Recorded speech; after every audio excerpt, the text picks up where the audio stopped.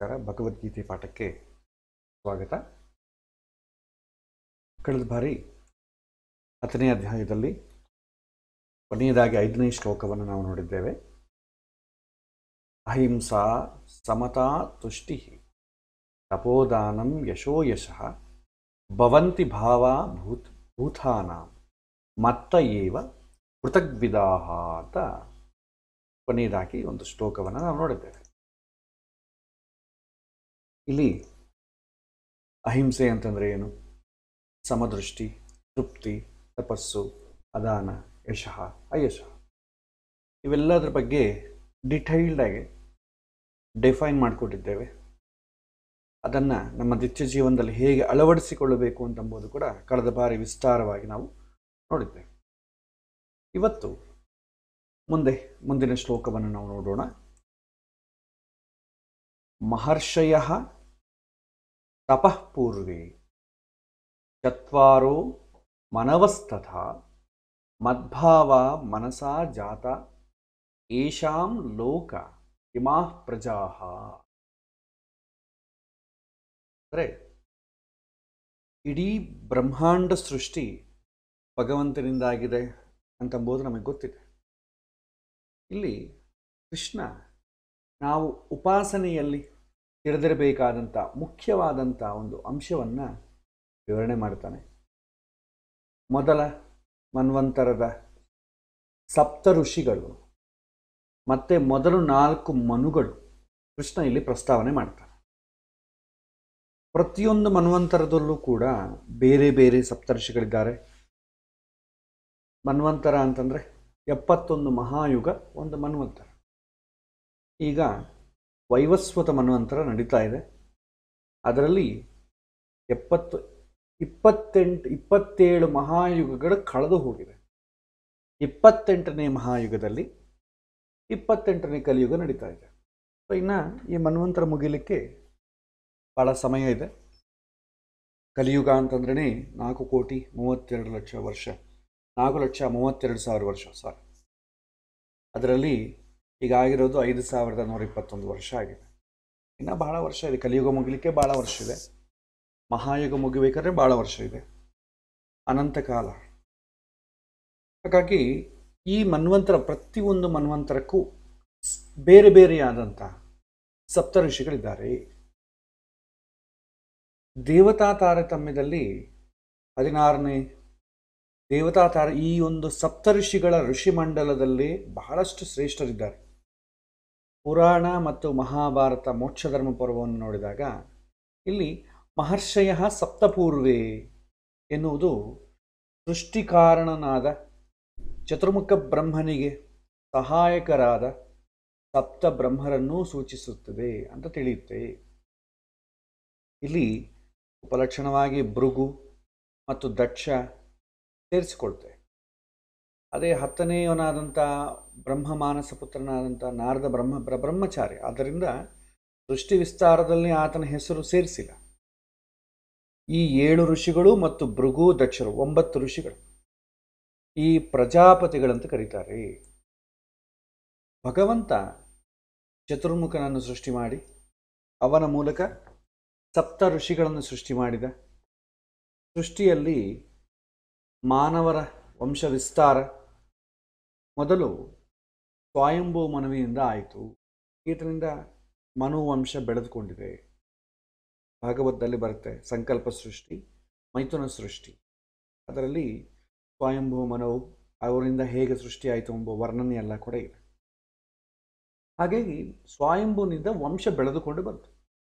ಈ ಎಲ್ಲ ಕಾರಣದಿಂದ ಮೊದಲ 4 ಮನ್ವಂತರದ ಅಧಿಪತಿಗಳು ಮತ್ತು ಸಪ್ತ ಋಷಿಗಳು ಪ್ರಧಾನವಾಗಿ ಉಪಾಸನೆಯಾಗಬೇಕಾದಂಥ ಹಿಂದಿನವರು ವಿಶ್ವದ ಈ ಜನರೆಲ್ಲ ಕೂಡ ಎಲ್ಲರೂ ಅವರ ಸಂತತಿಯೇ, ಸಪ್ತ ಋಷಿಗಳ ಸಂತತಿ ಅಂತ ಹೇಳ್ತಾರೆ. ಮನು ಅನ್ನೋದಕ್ಕೆ ಇನ್ನೊಂದು ಅರ್ಥ ಇದೆ. ಭಗವಂತನ ಪರಿವಾರದ ದೇವತೆಗಳನ್ನು ಮನುಗಳು ಅಂತ ಕರಿತೇವೆ. ತತ್ವಾಭಿಮಾನ ದೇವತೆಗಳಲ್ಲಿ ಮುಖ್ಯವಾಗಿ 4 ವಿಧ. ಇವರು ಮನುಷ್ಯನ 4 ಸ್ವಭಾವವನ್ನು ನಿಯಂತ್ರಿಸುವಂಥ ದೇವತೆಗಳು. ಬ್ರಾಹ್ಮಣ, ಕ್ಷತ್ರಿಯ, ವೈಶ್ಯ, ಶೂದ್ರ. ಈ ಸ್ವಭಾವ ಏನಿದೆ ಇವುಗಳನ್ನು ನಿಯಂತ್ರಣೆ ಮಾಡ್ತಾರೆ. ನಮ್ಮಲ್ಲಿ ಪ್ರತಿಯೊಬ್ಬರಲ್ಲೂ ಕೂಡ ಈ ಥರ 4 ಥರ ಸ್ವಭಾವಗಳು ಇವೆ. ಯಾವ ಸ್ವಭಾವ ನಮ್ಮಲ್ಲಿ ಹೆಚ್ಚಾಗಿದೆಯೋ ನಾವು ಆ ವರ್ಗಕ್ಕೆ ಸೇರಿಕೊಳ್ತೇವೆ. ಇದಲ್ಲದೆ ಮನುಶಬ್ದವಾಚ್ಯ ಜೀವವರ್ಗಗಳು 4. ಸಮಸ್ತ ದೇವತೆಗಳು, ದೇವತೆಗಳಿಂದ ಸೃಷ್ಟಿಯಾದಂಥ ಋಷಿಗಳು, ಋಷಿ ಪರಂಪರೆಯಿಂದ ಬಂದಂಥ ಮನುಷ್ಯರು, ಈ ಪರಂಪರೆಯಿಂದ ಬಂದಂಥ ಮನುಷ್ಯರು, ಇವರೆಲ್ಲ ಕೂಡ ಇಲ್ಲಿ ಉಪಾಸನೆಯಲ್ಲಿ ತಿಳಿಬೇಕಾದಂಥ ಅಂಶ. ಈ ಥರ ಕೃಷ್ಣ ಉಪಾಸನೆಯಲ್ಲಿ ಸಪ್ತ ಋಷಿಗಳನ್ನು ಸೇರಿಸಿಕೊಳ್ಳಬೇಕು, ಅವರ ಮುಖಾಂತರವಾಗಿ ಭಗವಂತ. ಮತ್ತೊಂದು ಶ್ಲೋಕವನ್ನು ಹೇಳ್ತಾನೆ, ಏಥಾಂ ವಿಭೂತಿಂ ಯೋಗಂ ಚ ಮಮಯೋ ವೇತ್ತಿ ತತ್ವತಃ ಸೋ ವಿಕಲ್ಪೇನ ಯೋಗೇನ ಯುಜ್ಯತೆ ನಾತ್ರ ಸಂಶಯ ಅಂತ ಹೇಳ್ತಾನೆ ಭಗವಂತ. ಇಲ್ಲಿ ಭಗವಂತನ ಹಿರಿಮೆಯನ್ನು, ಆತನ ವಿವಿಧ ರೂಪವನ್ನು, ಅದರ ಆಳವನ್ನು ಯಥಾರ್ಥವಾಗಿ ತಿಳಿದರೆ ನಮಗೆ ಸಹಜವಾಗಿ ಶರಣಾಗತಿ ಬರುತ್ತೆ. ಈ ಒಂದು 7ನೇ ಅಧ್ಯಾಯದಿಂದ ಭಗವಂತನ ಬಗ್ಗೆ ವಿಶೇಷವಾದಂಥ ಜ್ಞಾನವನ್ನು ಯಾಕೆಂದರೆ 7ನೇ ಅಧ್ಯಾಯ 1ರಿಂದ 6ನೇ ಅಧ್ಯಾಯದವರೆಗೂ ಜೀವದ ಬಗ್ಗೆ, ಜೀವ ಏನು, ಹೇಗೆ ಯಾವ ಥರ ಮೋಹವನ್ನು ಹೊಂದಿರ್ತಾನೆ, ಕರ್ಮಯೋಗ ಅಂದರೆ ಏನು, ಸಾಂಖ್ಯಯೋಗ ಅಂದರೆ ಏನು, ಇದೆರಡನ್ನ ಹೇಗೆ ಅವನು ತನ್ನ ಜೀವನದಲ್ಲಿ ರೂಢಿಸಿಕೊಳ್ಳಬೇಕು, ಇವುಗಳನ್ನೆಲ್ಲ ನೋಡಿದೆ. 7ನೇ ಅಧ್ಯಾಯದಲ್ಲಿ ಈಗ 1ರಿಂದ 6ನೇ ಅಧ್ಯಾಯದವರೆಗೂ ನಮ್ಮ ಮನಸ್ಸನ್ನು, ಇಂದ್ರಿಯಗಳನ್ನು, ಬುದ್ಧಿಯನ್ನು ಹೇಗೆ ಪ್ರಿಪೇರ್ ಮಾಡಿಕೊಳ್ಬೇಕು ಭಗವಂತನನ್ನು ತಿಳ್ಕೊಳ್ಳೋಕ್ಕೆ. 7ರಿಂದ 12 ತನಕ ನಾವು ತಿಳ್ಕೊಳ್ಬೇಕಾದಂಥ ವಿಷಯ ಯಾವುದು? ಎಲ್ಲರೂ ಹೇಳ್ತಾರೆ ಭಗವಂತನ ಬಗ್ಗೆ ಧ್ಯಾನ ಮಾಡು, ಭಗವಂತನ ಬಗ್ಗೆ ಭಕ್ತಿ ಇರಬೇಕು. ಭಕ್ತಿ ಅಂದರೆ ಪ್ರೀತಿನೇ. ಸಾಮಾನ್ಯ ಧರ್ಮ ಭಗವಂತನ ಬಗ್ಗೆ ಪ್ರೀತಿ ಇರಬೇಕು ಅಂತಂದರೆ ಭಗವಂತನ ಬಗ್ಗೆ ಗೊತ್ತಿರಬೇಕು, ಇಷ್ಟೇ ಲಾಜಿಕ್. ಭಕ್ತಿ ಅಂತಂದರೆ ಅದು ಯಾಂತ್ರಿಕವಾಗಿ ಮಾಡುವಂಥ ಒಂದು ಕ್ರಿಯೆ ಅಲ್ಲ. ಭಕ್ತಿ ಮಾಡಬೇಕು ಅಂತಂದರೆ ಯಾವುದೋ ಒಂದು ಪೂಜೆ, ಒಂದು ಹೋಮ, ಒಂದು ಮಂತ್ರ, ಒಂದು ಜಪ, ಒಂದು ಪಾರಾಯಣ, ಒಂದು ಹಾಡು, ಇದರಿಂದ ನಮ್ಮ ಮನಸ್ಸಿನ ಒಳಗೆ ಸೃಷ್ಟಿಯಾಗುವಂಥ ಸ್ಥಿತಿ ಅಲ್ಲ. ಸಹಜವಾಗಿ ನಮಗೆ ಮಕ್ಕಳ ಮೇಲೆ ಯಾವ ಥರ ಪ್ರೀತಿ ಬರುತ್ತೆ, ಹೆಂಡತಿ, ಗಂಡ, ತಂದೆ, ತಾಯಿ, ಸ್ನೇಹ, ದೊಡ್ಡವರು, ಹಿರಿಯರ ಗೌರವ, ಇವರ ಮಧ್ಯದಲ್ಲಿ ಯಾವುದೇ ಒಂದು ಸಣ್ಣ ಸಹಾಯ ಮಾಡಿದ್ರೆ ಅದರಿಂದ ಅವ್ರಿಗೇನಾದರೂ ನಮಗೇನೋ ಹೊಸ ಪ್ರಯೋಜನ ಏನಾದರೆ ನಾವು ಯಾವ ಥರ ನಮ್ಮ ಮಾನಸಿಕ ಸ್ಥಿತಿ ಇರುತ್ತೆ, ಆ ಪ್ರೀತಿಯನ್ನು ನಾವಿಲ್ಲಿ ನಿಂತೀವಿ. ಭಗವಂತನ ಮೇಲೆ ಬಂದಾಗ ಭಕ್ತಿ ಅಂತ ಕರಿತೇವೆ. ಭಗವಂತನ ಮೇಲೆ ಭಕ್ತಿ ಬರಬೇಕಾದ್ರೆ ಭಗವಂತ ನಮಗೇನು ಮಾಡಿದ್ದಾನೆ, ಭಗವಂತ ಈ ಸೃಷ್ಟಿಗೆ ಏನು ಮಾಡಿದ್ದಾನೆ, ನಮ್ಮ ಉದ್ಧಾರಕ್ಕೆ ಏನು ಮಾಡಿದ್ದಾನೆ ತಿಳ್ಕೊಳ್ಬೇಕು. ಆವಾಗ ನಮಗೆ ಭಗವಂತನ ಮೇಲೆ ಭಕ್ತಿ, ಅದನ್ನು ಶರಣಾಗತಿ ಅಂತೇವೆ. ಭಗವಂತನ ಬಗ್ಗೆ ಜ್ಞಾನ ನಮ್ಮಲ್ಲಿ ದೃಢ ನಂಬಿಕೆಯನ್ನು ಹುಟ್ಟಿಸ್ತದೆ. ಶ್ರದ್ಧೆ ಅಂದರೆ ನಂಬಿಕೆ ಮತ್ತು ಭಕ್ತಿಯಿಂದ ತುಂಬಿದಂಥ ಮನಸ್ಸು ಭಗವಂತನಲ್ಲಿ ನಿಲ್ಲಿಸ್ತದೆ, ನಮ್ಮ ಮನಸ್ಸು ಇರುವಂಗೆ ಮಾಡುತ್ತದೆ. ಇದು ಇಲ್ಲಿ ಕೃಷ್ಣ ಕೊಡುವಂಥ ಸಂದೇಶ. ಮತ್ತೊಂದು ಶ್ಲೋಕ ನೋಡೋಣ. ಅಹಂ ಸರ್ವಸ್ಯ ಪ್ರಭವೋ ಮತ್ತಃ ಸರ್ವಂ ಪ್ರವರ್ತತೆ ಇತಿ ಮತ್ವಾ ಭಜಂತೆ ಮಾಂ ಬುಧಾ ಭಾವಸಮನ್ವಿತಾಃ. ಜ್ಞಾನಿಗಳು ಎಲ್ಲದರ ನಿಯಾಮಕನಾದಂಥ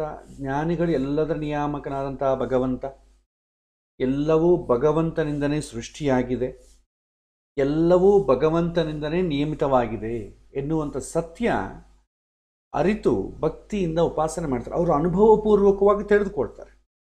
ಈಗ ನಾವು ಭಗವದ್ಗೀತೆಯಲ್ಲಿ ಭಗವಂತ ಅಗ್ನಿಯನ್ನು ಸೃಷ್ಟಿ ಮಾಡಿದ, ಅಗ್ನಿಯೊಳಗೆ ನಾನೇ ಇದ್ದೇನೆ, ನೀರಿನೊಳಗೆ ನಾನೇ ಇದ್ದೇನೆ, ಆಕಾಶದ ಒಳಗೆ ನಾನೇ ಇದ್ದೇನೆ, ಶಬ್ದ ಹುಟ್ಟಿರೋದು ನನ್ನಿಂದಲೇ, ವೇದಗಳಿಗೆ ಆ ಥರ ಇರೋದು ನನ್ನಿಂದಲೇ.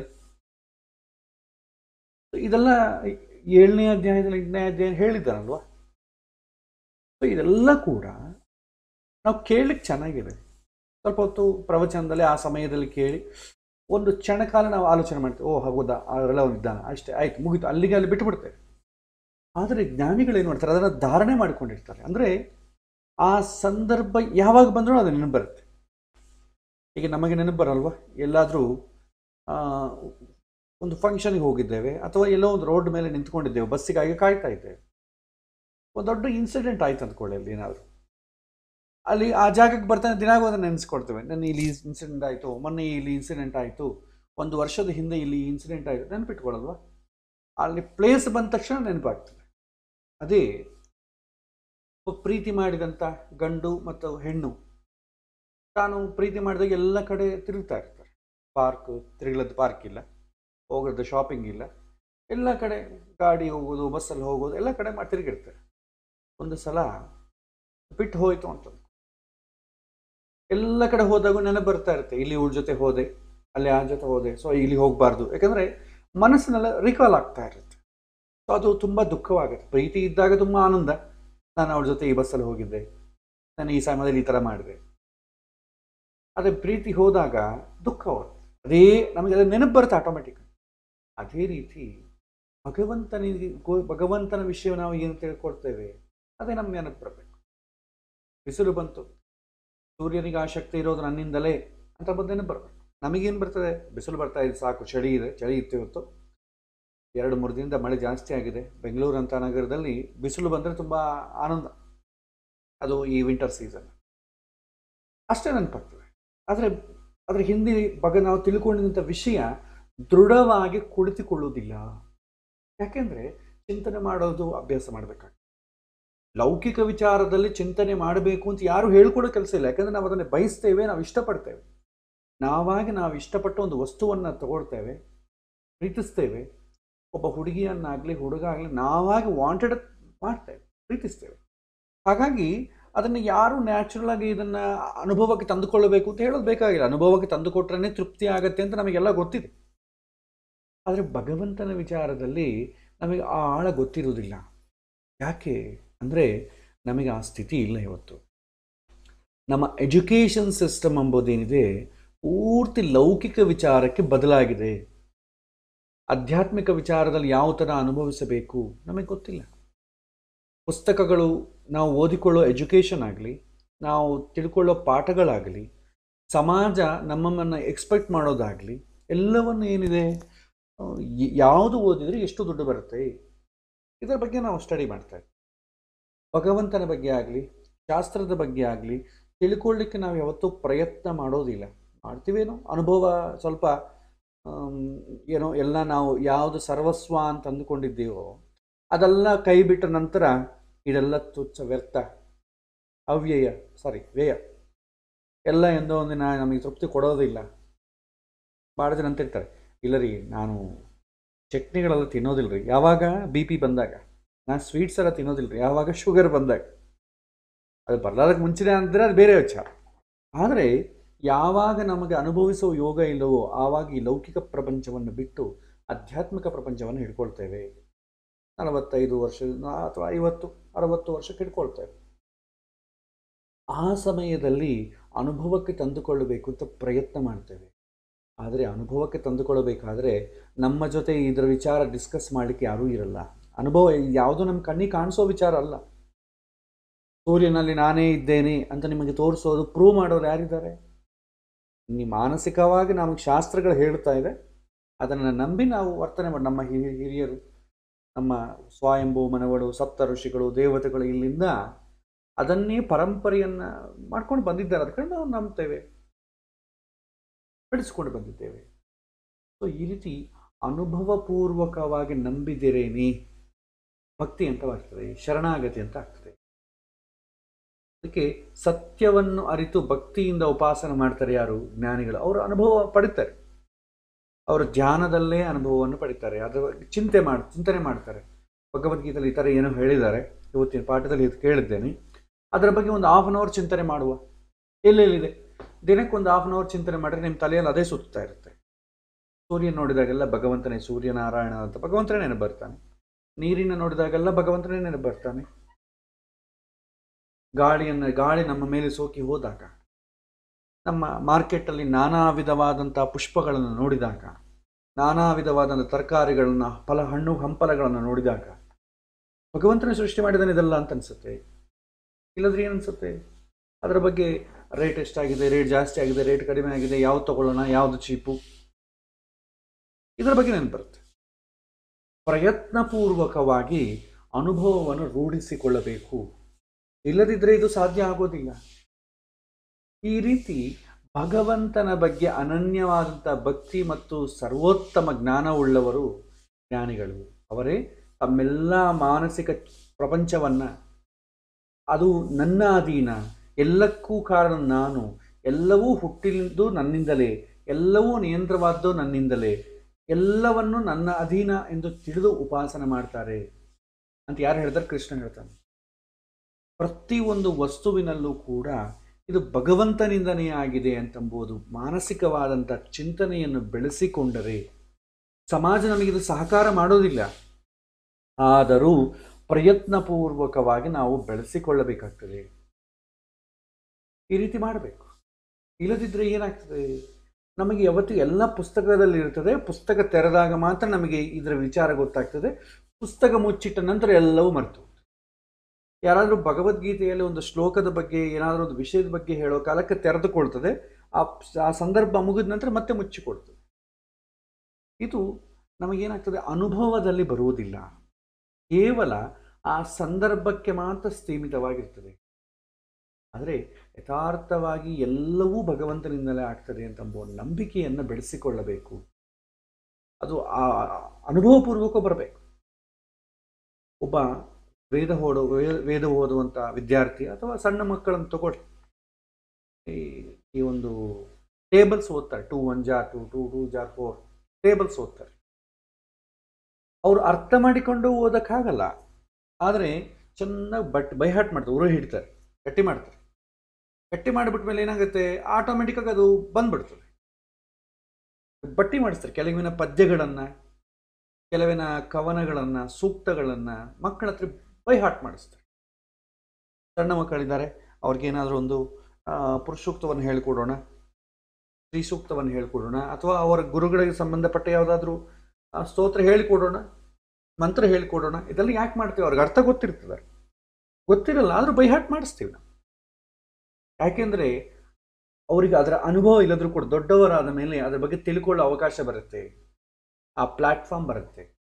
ಕೊನೆಯ ಪಕ್ಷ ಅವ್ರಿಗೂ ಆ ಜೀವಮಾನದಲ್ಲಿ ಅದರ ಅರ್ಥವೇ ಗೊತ್ತು ಮಾಡಿಕೊಳ್ಳಿಕ್ಕೆ ಪ್ರಯತ್ನ ಮಾಡಲಿಲ್ಲ, ಆವಾಗೇನು ಉಪಯೋಗ?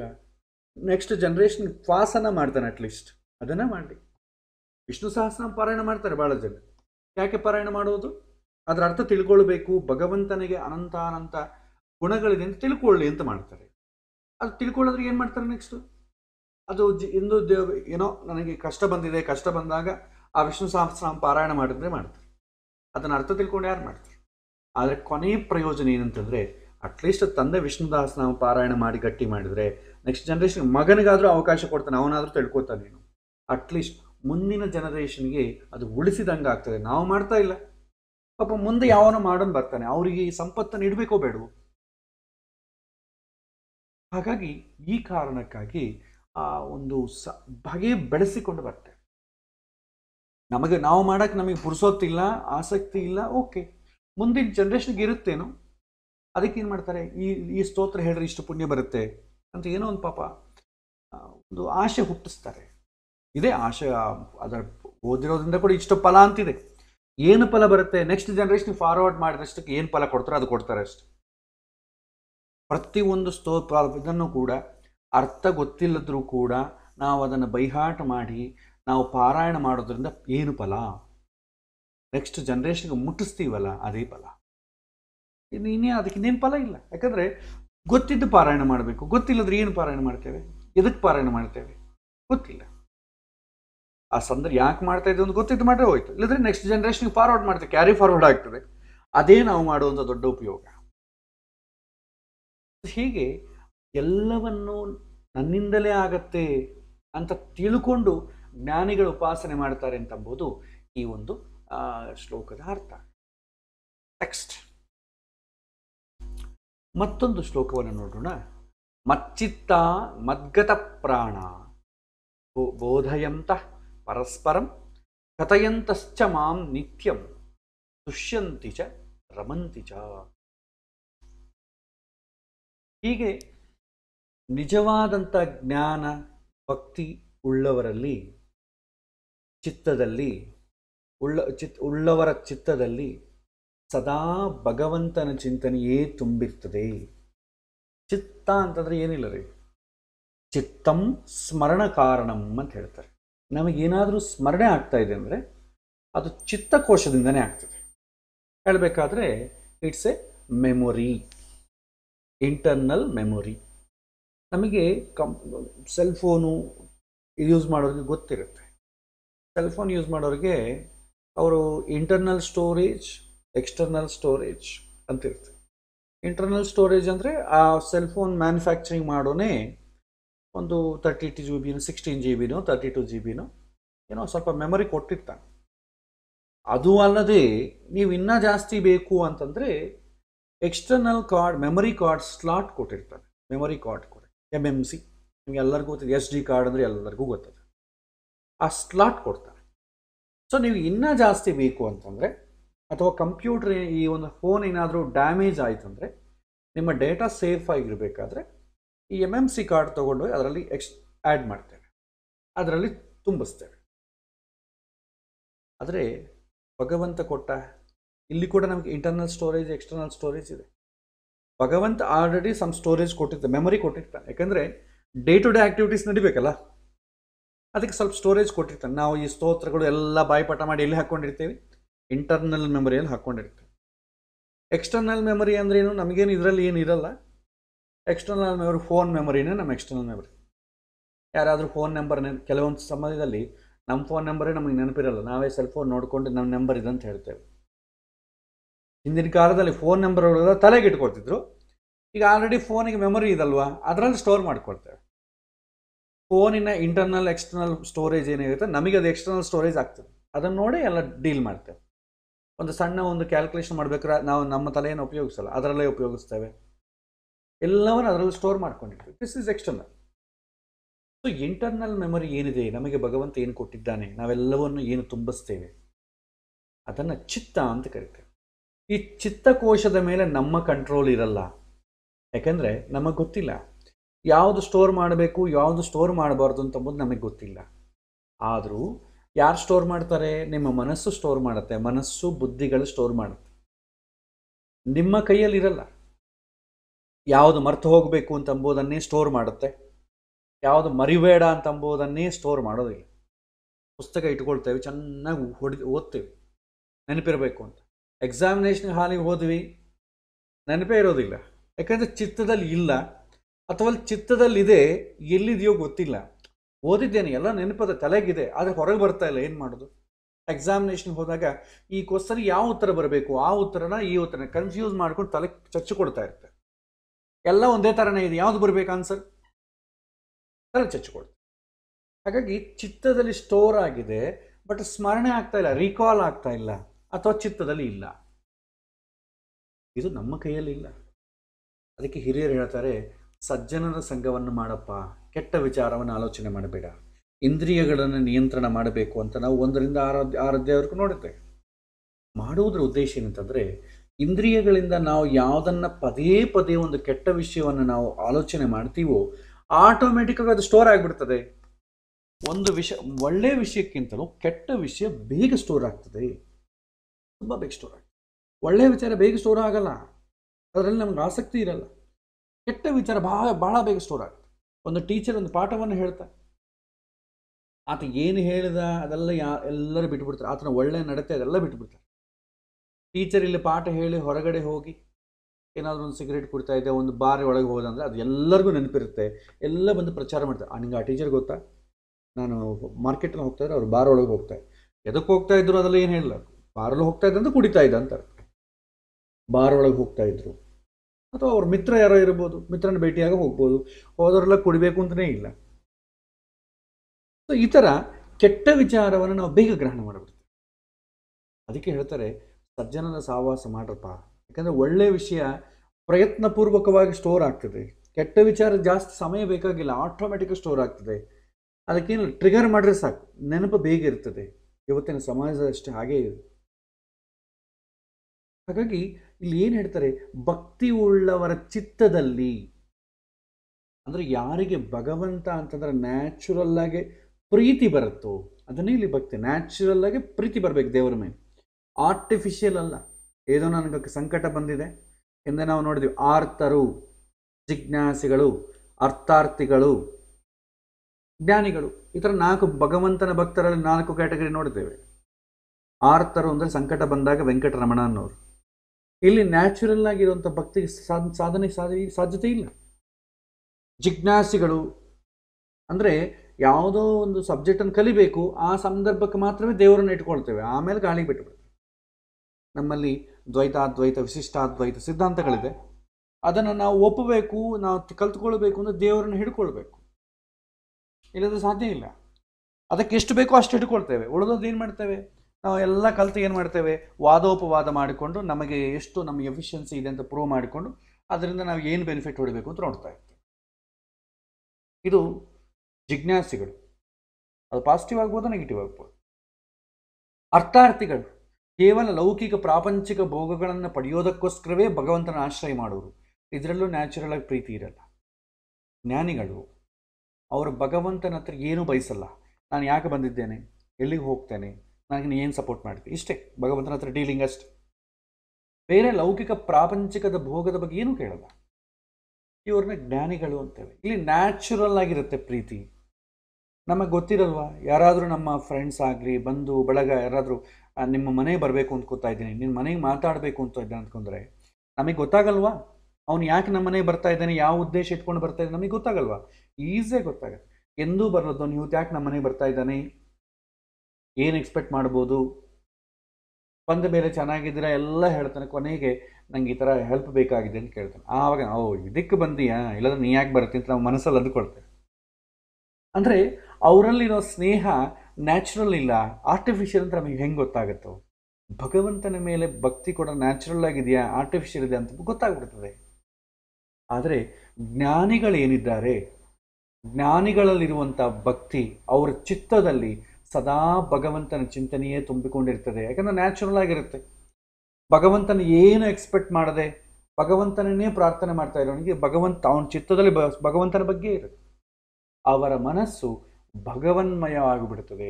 ಅದನ್ನೇ ಆಲೋಚನೆ ಮಾಡಿದ್ರೆ ಇನ್ನೇನಾಗ್ತದೆ? ಅವರಿಗೆ ಎಲ್ಲದರಲ್ಲೂ ಭಗವಂತನೇ ಕಾಣ್ತಾನೆ. ಇಂಥವರು ಪ್ರತಿ ಘಟನೆಯ ಹಿಂದೆ ಕೂಡ ಭಗವಂತನಿದ್ದಾನೆ, ಅವನ ಇಚ್ಛೆಯಂತೆ ಎಲ್ಲವೂ ನಡೀತಾ ಇದೆ ಎನ್ನುವಂಥ ಅರಿವಿನಲ್ಲಿ ಬದುಕ್ತಾರೆ. ಇವರ ಮನಸ್ಸು ಭಗವಂತನೊಂದಿಗೆ ಶ್ರುತಿಗೂಡ್ತದೆ, ಟ್ಯೂನ್ ಆಗ್ತದೆ. ಇವರು ಸದಾ ಭಗವಂತನ ಬಗ್ಗೆ ಮಾತಾಡ್ತಾರೆ. ಒಂದೊಂದು ಸಂಗತಿಯಲ್ಲೂ ಕೂಡ ಭಗವಂತನ ಸೃಷ್ಟಿ ಎಷ್ಟು ಅದ್ಭುತ. ಒಂದೊಂದು ಪದಾರ್ಥವನ್ನು ನೋಡಿದಾಗ ಇದು ಹೆಂಗೆ ತಯಾರು ಮಾಡಿದ್ದಾನಪ್ಪ, ಈ ಪದಾರ್ಥ ಕ್ಯಾಪ್ಸಿಕಮ್ ಒಂದೊಂದು ಕಲರ್ಲಿದೆ, ಹೇಗೆ ತಯಾರು ಮಾಡಿದ್ದಾನೆ ಇವೆಲ್ಲ, ಹೇಗೆ ಇದನ್ನು ಈ ಕಲರ್ಸ್ ಎಲ್ಲ ಹೇಗೆ ಬಂದಿದೆ, ಅದಕ್ಕೆ ಒಂದೊಂದು ಪದಾರ್ಥ ಒಂದೊಂದು ಜೀವ ಹೆಂಗೆ ಸೃಷ್ಟಿಯಾಗಿದೆ. ನ್ಯಾಷನಲ್ ಜಿಯೋಗ್ರಾಫಿಕ್ ಚಾನಲ್ ನೋಡಿ, ಡಿಸ್ಕವರಿ ನೋಡಿ, ಏನು ಈ ಅದ್ಭುತ. ಅದರಲ್ಲಿ ಭಗವಂತನನ್ನು ಟ್ಯೂನ್ ಮಾಡಿ ನೋಡಿ, ಭಗವಂತ ಹೆಂಗೆ ತಯಾರು ಮಾಡಿದ್ದಾನೆ, ಇಷ್ಟು ಜೀವಗಳಿದೆ ಅಂತ ನನಗೆ ಗೊತ್ತೇ ಇಲ್ವಲ್ಲ, ಏನು ಸಾಧನೆ ಮಾಡಿಸಬೇಕು ಅಂತ ಈ ಜೀವನಗಳನ್ನು ತಯಾರು ಮಾಡಿದ್ದಾನೆ. ಅಟ್ಲೀಸ್ಟ್ ಅವೇರ್ನೆಸ್, ನಾನು ಸರಿಯಾಗಿ ಜೀವನ ಮಾಡದಿದ್ರೆ ಆ ಥರ ಜೀವಗಳು ನಾನಾದರೆ ನನಗೆ ಸಾಧನೆ ಏನು, ನನ್ನ ಗತಿ, ಇದಾದರೂ ಗುರ್ತು ಬರ್ತದೆ. ನಾವು ಯಾವಾಗೂ ಕೂಡ ನಮಗಿಂತಲೂ ಮೇಲೆ ಇರೋರು, ಉತ್ತಮರು, ನಮಗಿಂತಲೂ ಸುಖವಾಗಿರೋರು, ಅವ್ರ ಬಗ್ಗೆ ಜಾಸ್ತಿ ಚಿಂತನೆ ಮಾಡ್ತೇವೆ. ಅವ್ರ ಬಗ್ಗೆಯೇ ಸಿನಿಮಾಗಳನ್ನ, ಟಿ ವಿಗಳನ್ನ, ಆ ಸಂದರ್ಭವನ್ನೇ ನೋಡ್ತೇವೆ. ಅವಾಗೇನಾಗುತ್ತೆ, ನಮಗೆ ಆಸೆ ಹುಟ್ಟುತ್ತದೆ, ನಾವು ಕೂಡ ಅವರಂತೆ ಆಗಬೇಕು, ನಾವು ಅವ್ರ ಸ್ಥಾಯಿಗೆ ಏಳಬೇಕು ಅಂತ ಅನ್ಸುತ್ತೆ. ಸೊ ನಮಗಿಂತಲೂ ತುಂಬ ಕೆಳಮಟ್ಟದಲ್ಲಿರೋ ದೇಶಗಳಿವೆ. ನೀವು ಯೂಟ್ಯೂಬಲ್ಲಿ ನೋಡಿ, ಕಾಂಗೋ ಆಗಲಿ, ಎಥಿಯೋಪಿಯಾ ಆಗಲಿ, ಯಾವುದನ್ನ ಒಂದು ನಿಮಗೆ ಗೊತ್ತೇ ಒಂದು ದೇಶದ ವಿಲೇಜ್ ಲೈಫ್ ಸ್ಟೈಲ್ ಅಂತ ಹೊಡೀರಿ, ಅಲ್ಲಿ ಹೇಗಿದೆ ಜೀವನ ಅನಿಸುತ್ತೆ. ಭಗವಂತ ನನ್ನನ್ನು ಒಳ್ಳೆ ಕಡೆ ಹುಡ್ಸಿದ್ಯಪ್ಪ, ಭಗವಂತನ ಮೇಲೆ ನಿಜವಾದ ಭಕ್ತಿ ಬರೋದಲ್ಲ. ಯಾಕೆಂತಂದರೆ ನನಗೆ ಒಳ್ಳೆ ಅವಕಾಶ ಕೊಟ್ಟಿದೆಯಲ್ವ. ನಮಗಿಂತಲೂ ಮೇಲೆ ಇರೋರನ್ನ ನೋಡಿದಾಗ ಏನನ್ಸುತ್ತೆ, ಅತೃಪ್ತಿ ಆಗುತ್ತೆ, ದೇವರೇ ನನಗೆ ಯಾಕೆ ಕೊಟ್ಟಿಲ್ಲ ಅಂತ ಅತೃಪ್ತಿ ಕೊರಗುತ್ತೇವೆ. ಆದರೆ ನಮಗಿಂತಲೂ ಕೆಳಮಟ್ಟದವರನ್ನು ನೋಡಿದಾಗ ನಮಗೆ ಆನಂದ ಆಗ್ತದೆ, ಕಂಟೆಂಟ್ಮೆಂಟ್ ಆಗಿರ್ತೇವೆ, ಭಗವಂತನನ್ನು ನ್ಯಾಚುರಲಾಗಿ ಪ್ರೀತಿ ಮಾಡ್ತೇವೆ. ನನಗೆ ಎಂಥ ಒಳ್ಳೆಯ ಸ್ಥಾನದಲ್ಲಿ ಇಟ್ಟಿದ್ಯಪ್ಪ ಭಾರತದಲ್ಲಿ, ಅದು ಒಂದು ಒಳ್ಳೆಯ ಸ್ವಾತಂತ್ರ್ಯ ಇರುವಂಥ, ನನ್ನ ಭಾವನೆಗಳನ್ನು, ನನ್ನ ಭಾವಗಳನ್ನು ವ್ಯಕ್ತಪಡಿಸುವಂಥ, ನನ್ನ ಸಾಧನೆ ಮಾಡಿಕೊಳ್ಳಿಕ್ಕೆ ಅವಕಾಶ ಕೊಟ್ಟಂಥ ಎಲ್ಲ ಒಳ್ಳೆ ಸ್ಥಿತಿಯಲ್ಲಿ ಕೊಟ್ಟಿದ್ದೀಯ. ಬೇರೆ ದೇಶಗಳಲ್ಲಿ ಆ ಥರ ಇಲ್ಲ. ನಾರ್ತ್ ಕೊರಿಯಲ್ಲಿ ನೋಡಿ, ಇಸ್ಲಾಮಿಕ್ ಕಂಟ್ರೀಸ್ ಎಲ್ಲ ನೋಡಿ, ಈ ಬ್ಯಾಕ್ವರ್ಡ್ ಪೂರ್ ಕಂಟ್ರೀಸ್ ಇದೆ, ಹೈತಿ, ಕಾಂಗೋ, ಬೇಕಾದ್ರೆ ಯಾರನ್ನ ಯೂಟ್ಯೂಬ್ ಚಾನಲ್ನ ನೋಡಿ, ಅಂಥದ್ದು ನೋಡಿ, ಅಲ್ಲಿ ಭಗವಂತ ನೆನಪು ಬರ್ತಾನೆ. ಅವರ ಜನಜೀವನ ನೋಡಿ, ಯಾಕಂದ್ರೆ ಅದು ಕೂಡ ಜೀವಗಳೇ ಅಲ್ವಾ, ಅವು ಕೂಡ ಅಲ್ಲಿ ಯಾಕೆ ಹುಟ್ಟಿರ್ತವೆ? ಅಪ್ಪಿ ತಪ್ಪಿ ಭಗವಂತ ಏನಾದರೂ ಹೇಳ್ತೇವೆ, ನಮ್ಮ ತಪ್ಪು ಅಂತ ಹೇಳಲ್ಲ, ಭಗವಂತ ಸ್ವಲ್ಪ ರೆಕಾರ್ಡ್ ಕೀಪಿಂಗಲ್ಲಿ ಏನೋ ತಪ್ಪು ಮಾಡಿ ನಮ್ಮನ್ನಂತ ಕಡೆ ಹುಟ್ಟಿಸಿದ್ರೆ ನಮ್ಮ ಪರಿಸ್ಥಿತಿ ಏನು? ಬ್ರಾಹ್ಮಣ ಬರೋ ಜನ್ಮದಲ್ಲಿ ಬ್ರಾಹ್ಮಣ ಆಗ್ಬಿಡ್ತಾನೆ ಅಂತ ಗ್ಯಾರಂಟಿ ಇಲ್ಲ. ನಾವು ಏನು ಹೆಮ್ಮೆ ಪಡ್ತಾ ಇದ್ದೇವೆ ಇವಾಗ, ನಾವು ಇಂಥ ಮತದವನು, ಇಂಥ ಜಾತಿಯವನು, ಇಂಥ ವರ್ಣದವನು ಅಂತ ನಾವೇನು ಪಡ್ತಾ ಇದ್ದೇವೆ, ಬರೋ ಜನ್ಮದಲ್ಲಿ ಅದೇ ಆ ಥರ ಹುಡ್ತೀವಿ ಅಂತ ಗ್ಯಾರಂಟಿ ಇಲ್ಲ.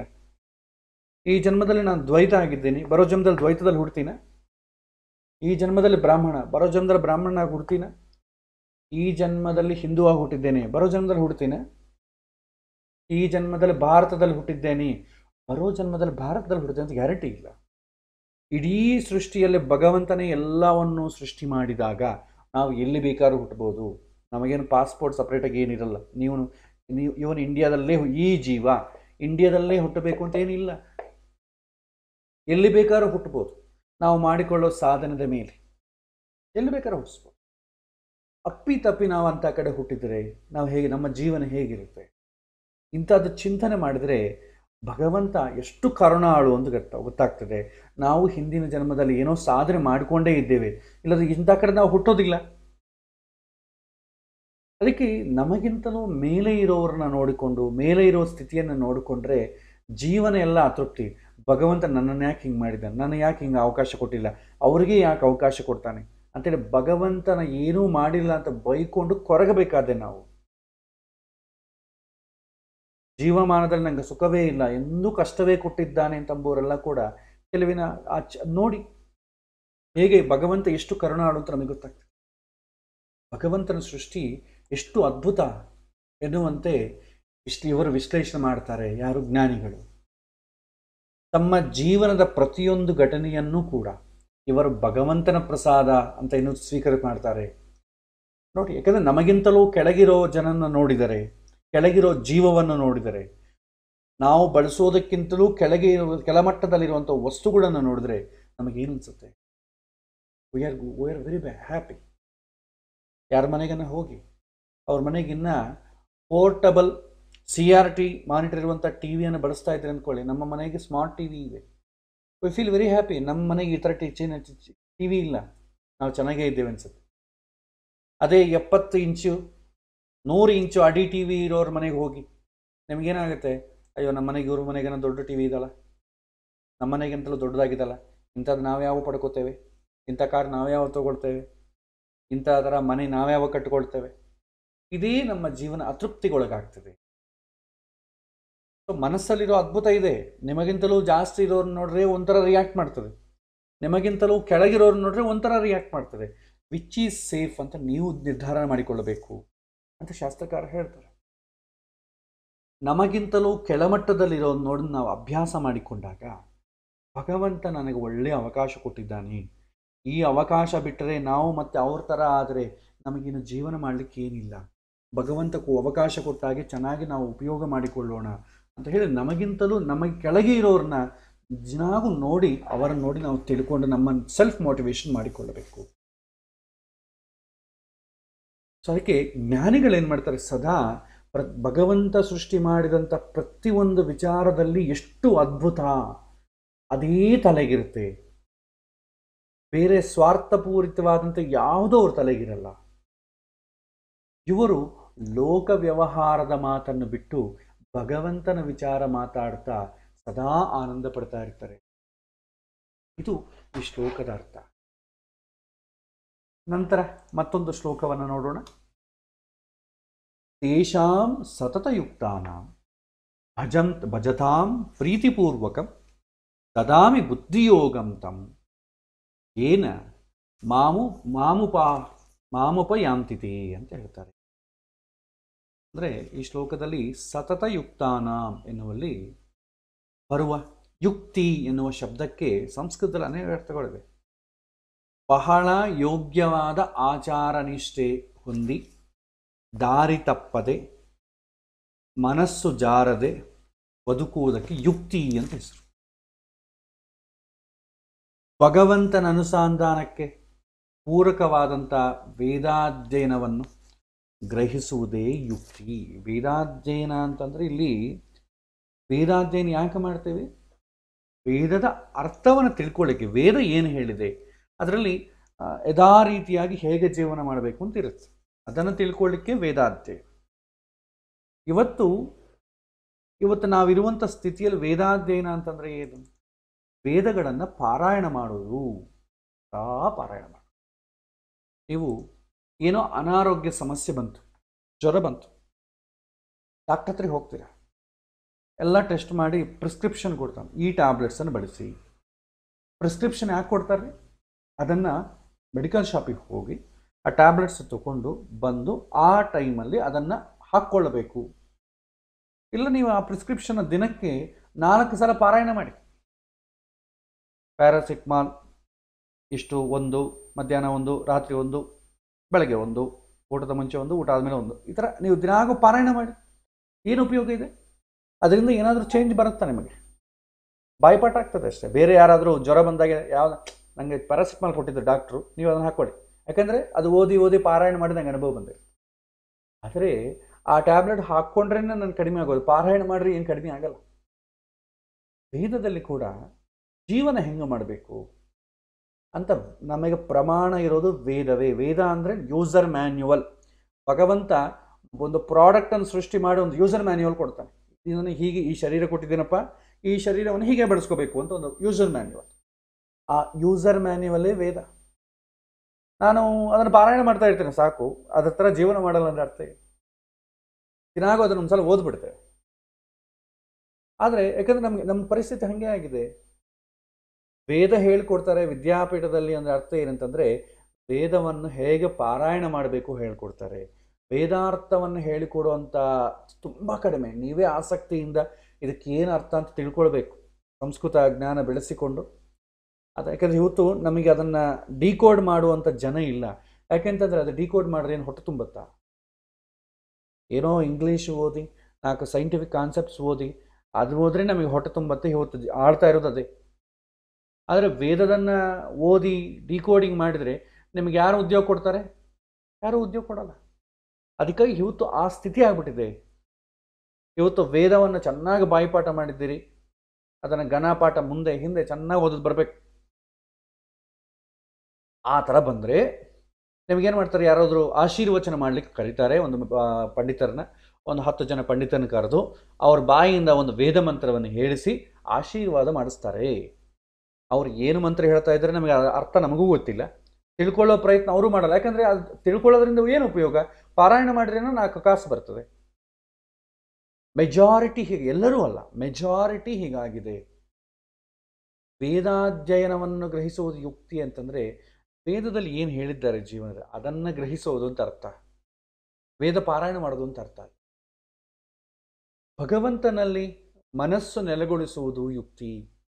ಇಲ್ಲಿ ಕೃಷ್ಣ ಹೇಳ್ತಾನೆ, ಯಾವ ಬುದ್ಧಿಯೋಗದಿಂದ ಭಗವಂತನನ್ನು ಸೇರುವುದು ಸಾಧ್ಯವೋ ಅಂತಹ ವಿಷಯ ಚಿಂತನೆ ಮಾಡುವ ಮನಸ್ಸು, ಭಕ್ತಿಯಿಂದ ಚಿಂತನೆ ಮಾಡಬೇಕು ಎನ್ನುವಂಥ ಬುದ್ಧಿ, ನಿಶ್ಚಯವಾದಂಥ ಜ್ಞಾನವನ್ನು ನಾನೇ ಕೊಡ್ತೇನೆ. ನಿನಗೆ ಮನಸ್ಸಿದ್ರೆ ಸಾಕು. ಭಗವಂತನನ್ನು ಸೇರೋದು ಸಾಧ್ಯ ಯಾವುದು ವಿಷಯವನ್ನು ಹಿಡ್ಕೊಂಡ್ರೆ ಭಗವಂತನ ಸೇರ್ಲಿಕ್ಕಾಗತ್ತೆ ಅಂತ ನೀನು ಸಂಕಲ್ಪ ಮಾಡಿ ಮನಸ್ಸಿಟ್ರೆ ಸಾಕು.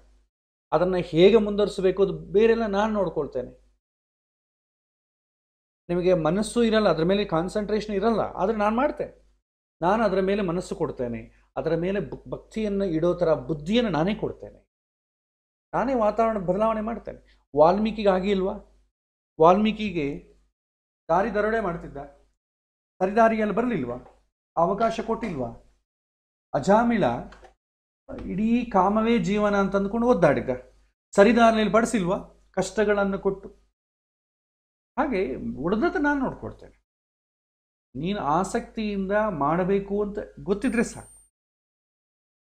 ಸೊ ಇಲ್ಲಿ ಕೃಷ್ಣ ಹೇಳುವುದು ಮಾತಿದೆ, ಇದನ್ನೆಲ್ಲ ಕೂಡ ನಾನೇ ಕೊಡ್ತೇನೆ.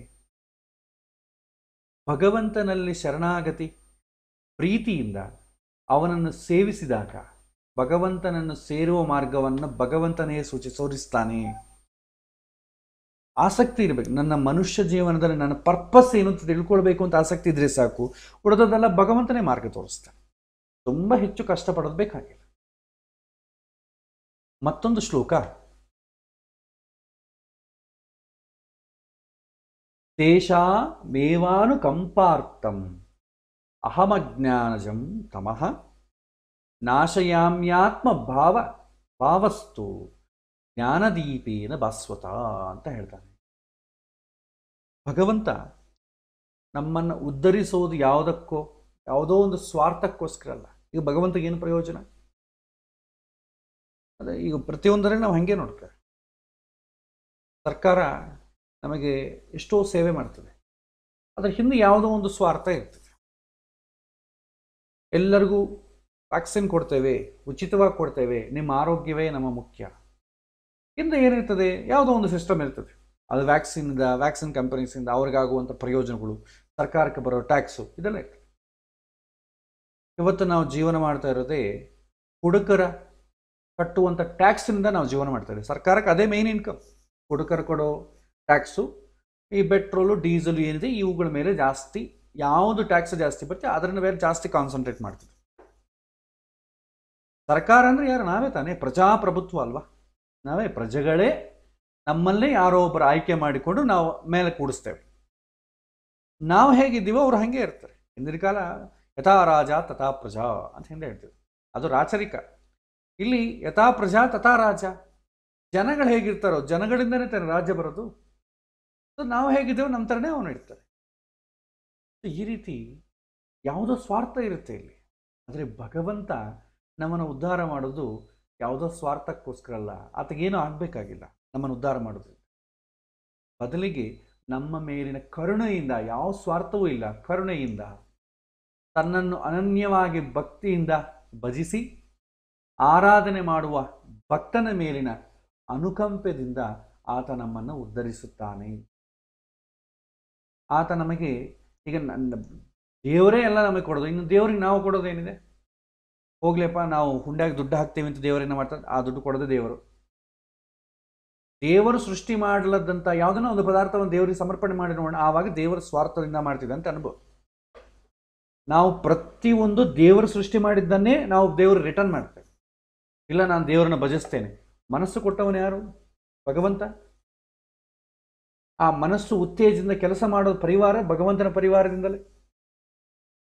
ಶಬ್ದಗಳನ್ನು ಓಂ ಅಂತ ಹೇಳ್ಬೇಕಾದ್ರೆ ಆ ಶಬ್ದ ಕೊಡೋದು ಭಗವಂತನಿಂದಲೇ, ಆ ವಾಯ್ಸ್ ಬರೋದು ಭಗವಂತನಿಂದಲೇ, ಅದಕ್ಕೆ ಬೇಕಾದಂಥ ವಾತಾವರಣವನ್ನು ಕೊಡೋದು ಭಗವಂತನಿಂದಲೇ. ಇದು ಪ್ರತ್ಯೇಕವಾಗಿ ನಮ್ಮ ಕಾಂಟ್ರಿಬ್ಯೂಷನ್ ಏನಿದೆ? ಪ್ರತಿಯೊಂದು ಭಗವಂತ ಕೊಟ್ಟಿದ್ದನ್ನೇ ನಾವು ಬಳಸಿಕೊಂಡು ಆರಾಧನೆ ಮಾಡ್ತೇವೆ. ಇದರಲ್ಲಿ ಭಗವಂತನಿಗೆ ಸ್ವಾರ್ಥ ಏನಿರುತ್ತೆ? ಏನಿರಲ್ಲ.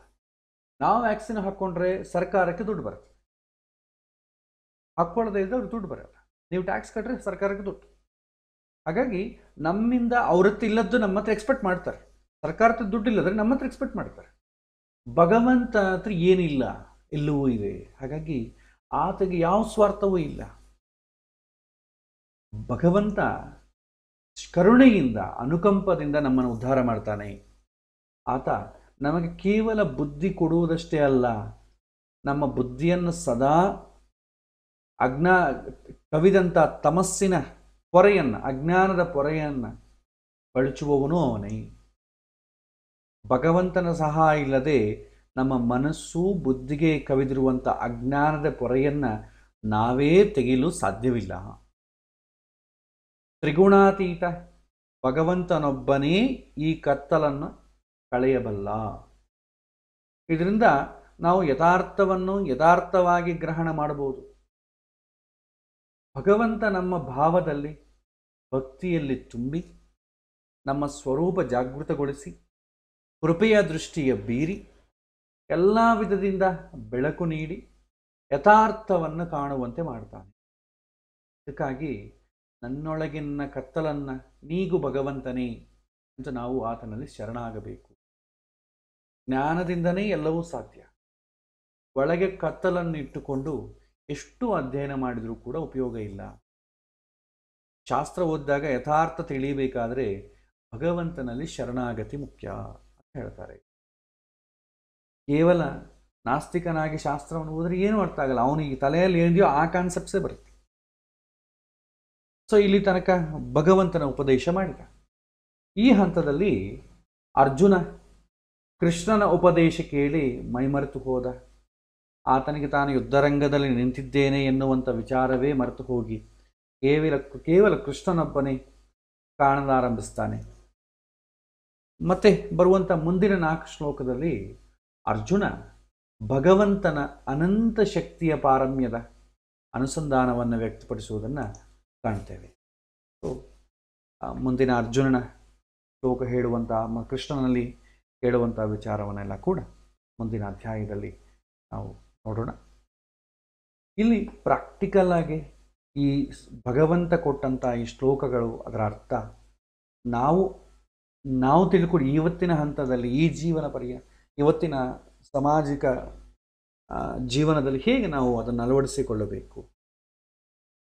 ಒಂದೇ ಹಾದಿ, ಜ್ಞಾನ ಒಂದೇ ಹಾದಿ. ಜ್ಞಾನ ಅಂತಂದರೆ ಇಲ್ಲಿ ಭಗವಂತನ ಬಗ್ಗೆ ತಿಳ್ಕೊಳ್ಳೋದು, ಭಗವಂತನನ್ನು ಯಾಕೆ ಪ್ರೀತಿಸಬೇಕು ಅಂತ ತಿಳ್ಕೊಳ್ಳೋದೇ ಜ್ಞಾನ. ಯಾಕೆ ಪ್ರೀತಿ ಮಾಡ್ತೇವೆ ಅಂತಂದು ರೀಸನ್ ಇದ್ದರೆ ಅದಕ್ಕೆ ನಮಗೆ ಶರಣಾಗತಿ ಬರುತ್ತೆ. ಶರಣಾಗತಿ ಇದ್ದರೆ ಮನಸ್ಸು, ಬುದ್ಧಿ, ಚಿತ್ತ ಎಲ್ಲವೂ ಭಗವಂತನ ಬಗ್ಗೆ ತುಂಬಿ ಹೋಗ್ತದೆ. ಯಾವುದಾದ್ರೂ ಒಂದು ಸ್ಟಡಿ ಮಾಡೋರು ಹಾಗೆ ತಾನೆ, ಎಲ್ಲ ಅದೇ ತುಂಬಿ ಹೋಗ್ತದೆ. IPL ಮ್ಯಾಚ್ ನೋಡೋದು ಶುರು ಮಾಡಿ, IPL ಮ್ಯಾಚ್ ನೋಡೋದಾಗಲೇ ತಲೆಯಲ್ಲಿ, ಮನಸ್ಸಲ್ಲಿ, ಚಿತ್ತದಲ್ಲಿ ಎಲ್ಲ ಕ್ರಿಕೆಟರ್ಸೇ ತುಂಬಿಕೊಡ್ತಾರೆ. ಎಲೆಕ್ಷನ್ ಚುನಾವಣೆ ಇನ್ನೇನು ರಿಸಲ್ಟ್ ಬರಬೇಕು, ತಲೆಯಲ್ಲೆಲ್ಲ ಅದೇ ತುಂಬಿಕೊಡ್ತಾರೆ. ಅದೇ ರೀತಿ ಭಗವಂತನ ಬಗ್ಗೆ ಸ್ಟಡಿ ಮಾಡೋದು ಪ್ರಾಕ್ಟೀಸ್ ಮಾಡಿ, ತಲೆಯಲ್ಲೆಲ್ಲ ಕೂಡ ಭಗವಂತನೇ ಬರುತ್ತೆ. ಪ್ರಯತ್ನಪೂರ್ವಕವಾಗಿ ಯೂಟ್ಯೂಬ್ ಚಾನಲ್ ಆಗಲಿ, ಟಿ ವಿಯಲ್ಲಾಗಲಿ, ಡಿಸ್ಕವರಿ ಅಥವಾ ನ್ಯಾಷನಲ್ ಜಿಯೋಗ್ರಫಿಕ್ ಚಾನಲ್ ಅಥವಾ ಹಿಸ್ಟಾರಿಕಲ್ ಡಾಕ್ಯುಮೆಂಟ್ರೀಸ್ ಇರ್ತವೆ. ನಮಗಿಂತಲೂ ಬಡತನದಿಂದ ಒದ್ದಾಡುವಂಥ ಕೆಲವಿನ ಜನದ ಜೀವನ ಶೈಲಿ ಹೇಗಿರುತ್ತೆ ಹೊಡಿರಿ ಒಂದ್ಸಲ. Village life, African village life. ಯಾಕೆಂದರೆ ಇಡೀ ಬ್ರಹ್ಮಾಂಡದಲ್ಲಿ ಎಲ್ಲವನ್ನೂ ಭಗವಂತನೇ ತಾನೇ ಸೃಷ್ಟಿ ಮಾಡಿದ್ದಾನೆ.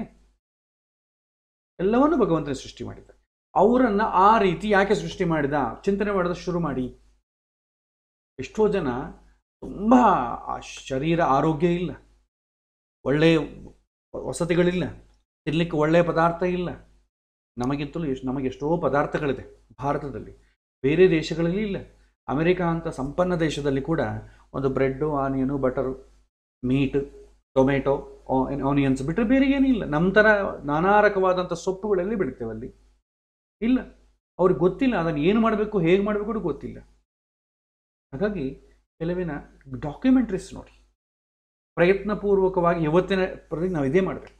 ನೋಡಿ, ಹೇಗೆ ನೋಡಬೇಕು, ಭಗವಂತನ ಸೃಷ್ಟಿ ಎಷ್ಟು ಅದ್ಭುತ ಅನ್ನುವಂಥ ಅನುಸಂಧಾನದಿಂದ ನೋಡಿ, ಮನಸ್ಸಲ್ಲಿ ಬುದ್ಧಿಯಲ್ಲಿ ದೇವರನ್ನು ತುಂಬಿಸಿ ಆ ಚಾನಲ್ ನೋಡಿ. ಭಗವಂತ ಹೇಗೆ ಸೃಷ್ಟಿ ಮಾಡಿದ್ದಾನೆ, ಇವರೊಳಗೆ ಕೂಡ ಜೀವ ಇದೆ, ಇಂಥ ಪೂರ್ ಪೀಪಲ್ ಇದ್ದಾರೆ, ಇವರೊಳಗೆ ಕೂಡ ಒಂದು ಜೀವ ಇದಲ್ವ. ಅವರ ಉದ್ಧಾರಕ್ಕಾಗಿ ಭಗವಂತ ಏನು ಮಾಡ್ತಾನೆ, ಅವರನ್ನು ಯಾಕೆ ಸೃಷ್ಟಿ ಮಾಡಿದ, ನಮ್ಮ ಥರ ಅವಕಾಶ ಅವ್ರಿಗೆ ಯಾಕೆ ಕೊಟ್ಟಿಲ್ಲ, ಅವರಿಗಿಲ್ಲದೆ ನಮಗೆ ಯಾಕೆ ಅವಕಾಶ ಕೊಟ್ಟ, ನಮ್ಮ ಹಿರಿಮೆ ಏನು, ನಾವು ಎಷ್ಟು ಸಂತೋಷವಾಗಿ ಎಷ್ಟು ಸುಖವಾಗಿ ಹೇಗಿದ್ದೇವೆ ನೋಡಿ. ಆವಾಗ ನಮಗೆ ಭಗವಂತನ ಬಗ್ಗೆ ಅನುಭವಪೂರ್ವಕವಾಗಿ ಬರುತ್ತೆ. ಎಲ್ಲವನ್ನೂ ಶಾಸ್ತ್ರವನ್ನು ಓದಿ ತಿಳ್ಕೊಳ್ಬೇಕಾದ್ರೆ ಆಗಲ್ಲ. ಇವತ್ತಿನ ಸಾಮಾಜಿಕ ಸ್ಥಿತಿ ಹಿಡಿದು ನಾವು ಈ ಥರ ಮಾಡಬೇಕು. ಪ್ರತಿಯೊಬ್ಬರಲ್ಲಿ ಭಗವಂತನ ಈ ಕಾಲದಲ್ಲಿ ಈ ಪರಿಸ್ಥಿತಿಯಲ್ಲಿ ಭಗವಂತ ನಮ್ಮನ್ನು ಹೇಗೆ ಉದ್ಧಾರ ಮಾಡ್ತಾರೆ ಅಂತ ಈ ರೀತಿ ನೋಡಬೇಕು. ನೋಡಿದಾಗೆ ಭಗವಂತನ ಬಗ್ಗೆ ಪ್ರಯತ್ನಪೂರ್ವಕವಾಗಿ ಪ್ರೀತಿ ಅನುಭವ ನಮಗೆ ಆಗ್ತದೆ. ಬುಕ್ಕಿಶ್ ನಾಲೆಡ್ಜ್ ಬೇಡ, ಎಂದೋ ಒಂದಿನ ಹೊರಟೋಗ್ತದೆ. ಪ್ರವಚನಗಳು ಯಾರೋ ಒಬ್ಬರು ಡಿಸ್ಕಷನ್ ಮಾಡೋದು ಸ್ವಲ್ಪ ದಿನವೇ, ಆಮೇಲೆ ಮರ್ತು ಹೋಗ್ತೇವೆ. ಈ ರೀತಿ ದಿನಾಗೂ ಒಂದು ಕಂಟಿನ್ಯೂ ಒಂದು 20 ಡೇಸ್ ಮಾಡಿ, ಆಮೇಲೆ ಸಮಾಜದಲ್ಲಿರುವಂಥ ಜನಗಳನ್ನೆಲ್ಲ ಕೂಡ ಭಗವಂತನ ಮುಖಾಂತರವಾಗಿ ಹೇಗೆ ನೋಡಬೇಕು ಅಂತ ಅರ್ಥ ಆಗ್ತದೆ. ನಮಗೆ ಇವತ್ತಿರೋ ಟೆಕ್ನಾಲಜಿಯನ್ನು ಬಳಸಿಕೊಳ್ಳೋಣ. ಬೇರೆಯವ್ರಿಗೆ ಅವಕಾಶ ಇಲ್ಲ, ಇಲ್ಲೇ ಇದ್ದು ಭಗವಂತನ ಸೃಷ್ಟಿ ಎಲ್ಲೆಲ್ಲಿ ಹೇಗಾಗಿದೆ ಅಂತ ನೀವು ಒಂದು ಸಲ ಪ್ರಯತ್ನಪೂರ್ವಕವಾಗಿ ನೋಡಿ. ಅದಕ್ಕಿಂತಲೂ ಆನಂದವಾದ ಪ್ರಪಂಚ ಇಲ್ಲ. ಇದು ಪ್ರಯತ್ನಪೂರ್ವಕವಾಗಿ ಮಾಡಿ ನೋಡಿ. ಆವಾಗ ನಮಗೆ ಭಗವಂತ ಯಾವ ರೀತಿ ದರ್ಶನ ಕೊಡ್ತಾನೆ ಅಂತ ನಮಗೆ. ಇಲ್ಲಿಗೆ ನಾವು ಇವತ್ತಿನ ಪಾಠವನ್ನು ಸಮಾಪ್ತಿಗೊಳಿಸೋಣ. ಏನಾದರೂ ಪ್ರಶ್ನೆಗಳಿದ್ದರೆ ನೀವು ವಾಟ್ಸಾಪ್ ಮುಖಾಂತರವಾಗಿ ಕೇಳಬಹುದು, ಅಥವಾ ಈ ಸೆಷನ್ ಮುಗಿದ ನಂತರ ಕೂಡ ನೀವು ಕೇಳಬಹುದು. ಎಲ್ಲರಿಗೂ ಧನ್ಯವಾದಗಳು. ಮತ್ತು ಮುಂದಿನ ವಾರ ಮತ್ತಿಷ್ಟು ಶ್ಲೋಕಗಳನ್ನು ಭಗವಂತ ನಮಗೆ ಯಾವ ಥರ ಹೊಸ ಹೊಸ ಥಾಟ್ಸ್ ಕೊಡ್ತಾನೆ ಎಂಬುದನ್ನು ಮುಂದಿನ ವಾರ ನೋಡೋಣ. ಶ್ರೀಕೃಷ್ಣ ಅರ್ಪಣಮಸ್ತು. ಹರೇ ಶ್ರೀನಿವಾಸ.